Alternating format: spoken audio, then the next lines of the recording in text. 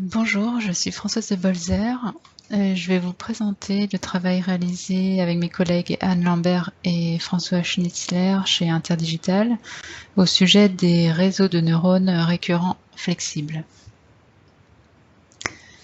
Les réseaux de neurones récurrents ou RNN sont spécialisés dans l'analyse de séquences comme la vidéo ou la voix. Aujourd'hui, ces réseaux sont de plus en plus déployés sur les appareils utilisateurs comme les smartphones. Ils doivent donc travailler dans un environnement de calcul contraint et sont potentiellement en compétition avec d'autres processus.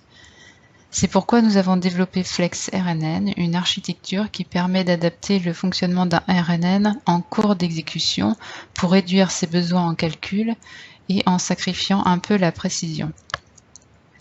Cette adaptation peut se faire au milieu d'une séquence et sans recharger le modèle. FlexRNN est une méthode générique qui s'applique au RNN implémentant du calcul conditionnel.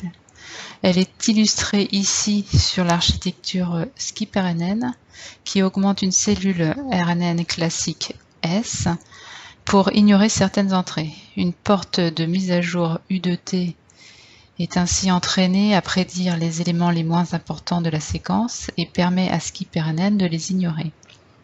Pour entraîner le modèle, la fonction de perte inclut un terme qui pénalise le modèle proportionnellement au nombre d'éléments effectivement traités.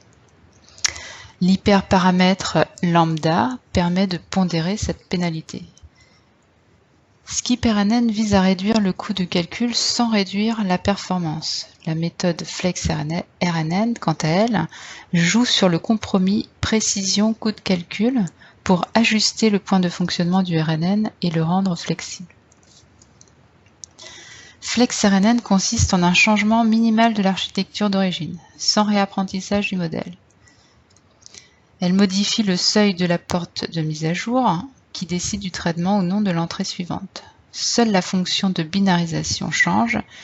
Elle accepte ainsi un paramètre supplémentaire noté THR. En faisant varier ce paramètre, on peut faire varier le comportement du modèle. Quand le seuil augmente, le modèle saute plus d'entrées. La méthode FlexRNN a été évaluée sur deux types de tâches, l'addition et la reconnaissance d'activité. Nous présentons ici les résultats obtenus sur la classification de 6 actions humaines à partir d'une séquence de squelettes en 2D. Nous illustrons d'abord le compromis précision coût de calcul obtenu par la méthode originale SkipRNN. Chaque point de fonctionnement correspond à un modèle appris avec une pénalité différente. Nous représentons ensuite le compromis obtenu avec FlexRNN à partir du seul modèle lambda égale 10-2 en faisant varier le paramètre THR. On peut voir que le modèle FlexRNN offre un compromis dont les valeurs sont similaires à celles des différents modèles SkipRNN. Dans le cas de plateforme partagée, il peut être nécessaire de modifier le point de fonctionnement du RNN en cours de séquence. Voici un exemple de résultat obtenu quand le seuil commute en cours de séquence de 0,5, le modèle le plus précis, à 0,9, le modèle le moins précis. Les métriques sont rapportées en fonction de la position où le compromis est modifié. On observe ainsi que la précision évolue entre deux limites correspondant à la précision des modèles avec un seuil constant. De même pour le coût de calcul. Cela suggère que la méthode peut être utilisée pour adapter dynamiquement le coût de calcul puisque la précision résultant du mélange de deux valeurs reste supérieure ou égale à celle du modèle le moins précis. De cette façon, le modèle flexible n'est pas pénalisé pour avoir utilisé plus de ressources lorsque celles-ci sont disponibles.